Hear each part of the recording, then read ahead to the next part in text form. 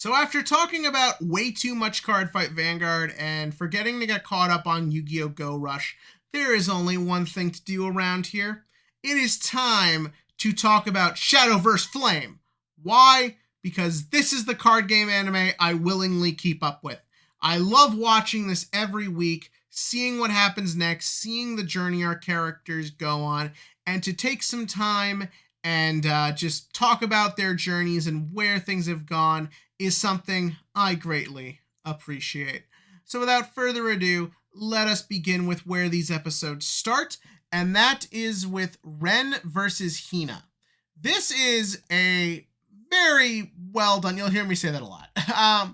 So effectively, the big kind of thing with their fight is that you kind of know where it's going.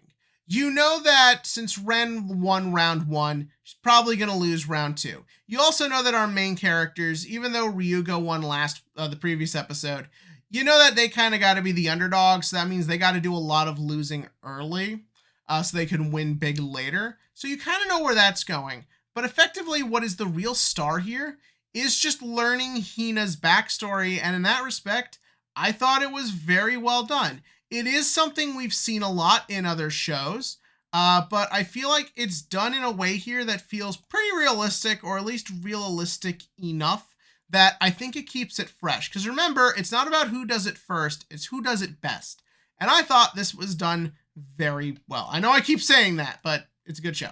So yeah, effectively what happens here is that Hina grew up in a very strict household. She grew up wealthy, which meant that her parents had a very strong idea of what they wanted her to be like and filled her life up with extracurricular activities and all these sort of rules and things of that nature. So she would grow up into the proper lady they wanted to raise, which if you've met any rebellious teen ever or just seen any rebellious teen on TV means that Hina wanted nothing to do with it, and the minute she found a way to, she rebelled the fuck against them.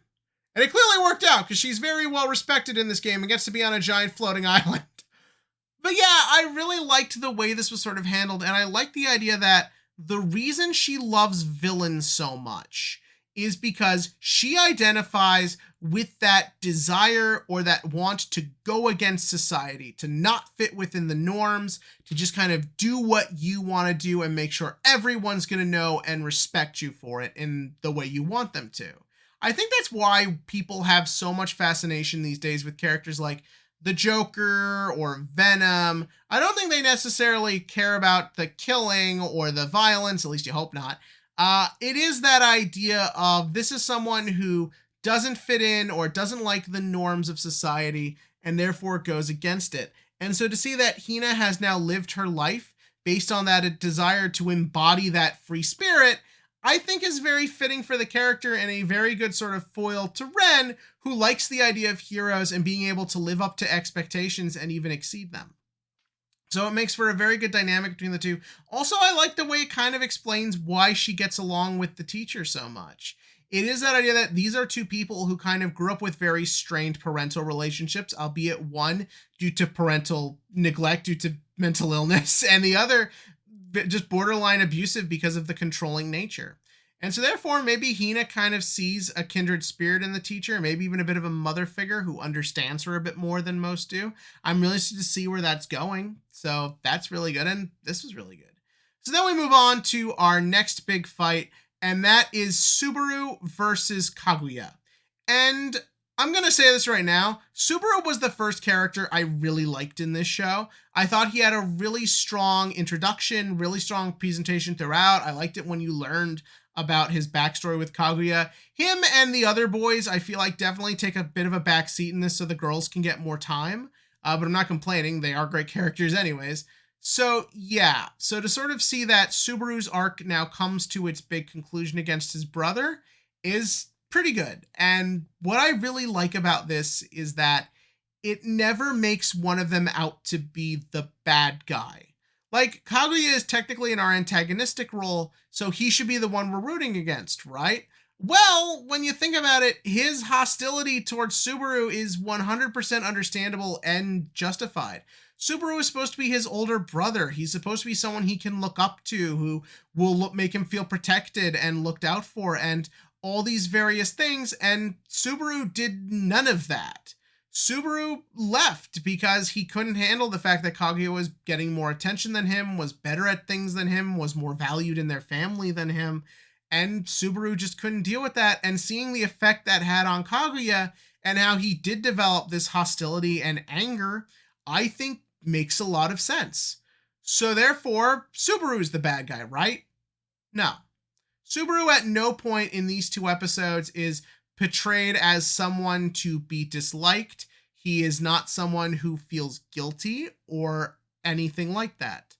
What is happening here is that Subaru has made the conscious decision that I want to fix the relationship with my brother.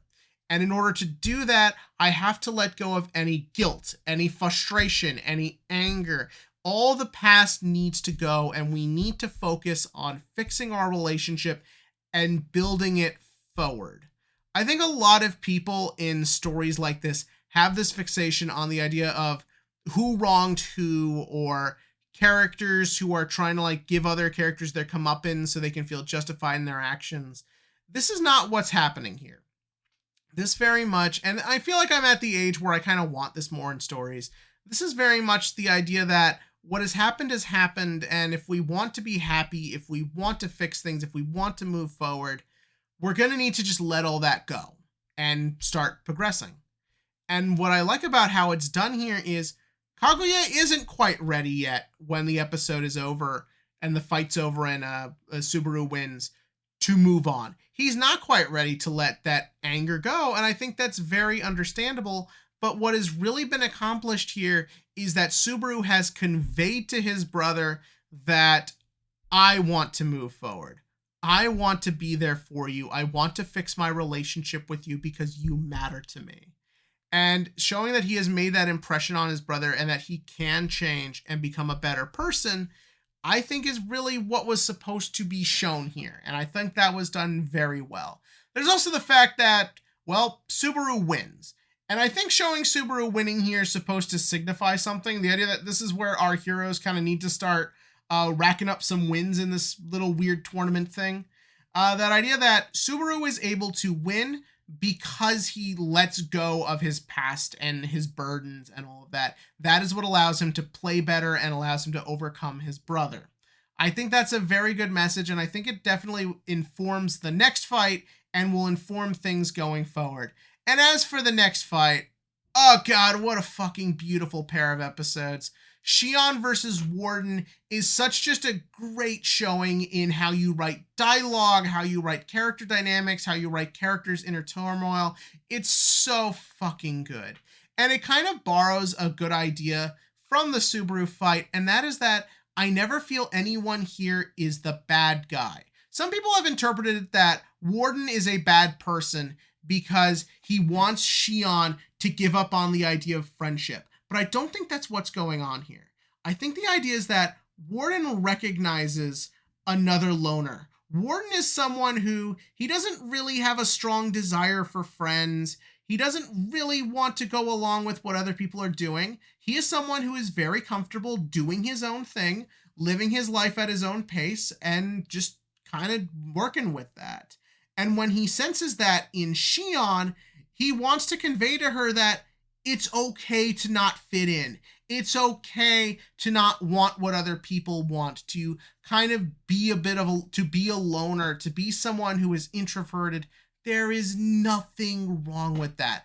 But if you want to be able to live your life to the fullest, you need to accept that now. And you need to start getting used to it and being able to move forward with that.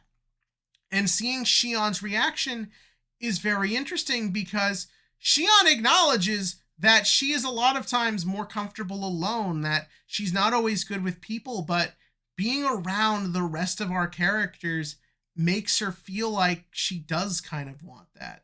And showing that inner struggle of not knowing what side of yourself to accept and to move forward with, I like that it's painful to her. You see how she's just on the borderline of tears throughout the whole thing as she just struggles to understand her own mind and move forward. And again, like I said, Warden is not a bad person here. He's just trying to basically say you need to make a choice. You need to decide for your own sake what you want. And I kind of like that it ends on this note of Shion doesn't maybe fully know where she's at yet. She doesn't know if everything's going to work out with Seventh Flame. She doesn't quite know where things are going for her, but that ultimately doesn't matter right now. What matters is that she has met people who will accept that part of her, that they accept that she's not always going to be social, that she might push people away for her own anger, that everyone might move away one day, but it is still valuable to have friends while you have them, and to have people who will care about you and who you can be vulnerable with and open with. And I mean, Ren's scene at the end there, it's just so fucking adorable. And Tsubasa trying to be supportive and showing, like, I understand how you feel. Like, all of these just showings of emotions and representations of it, it's just so fucking well done in this series.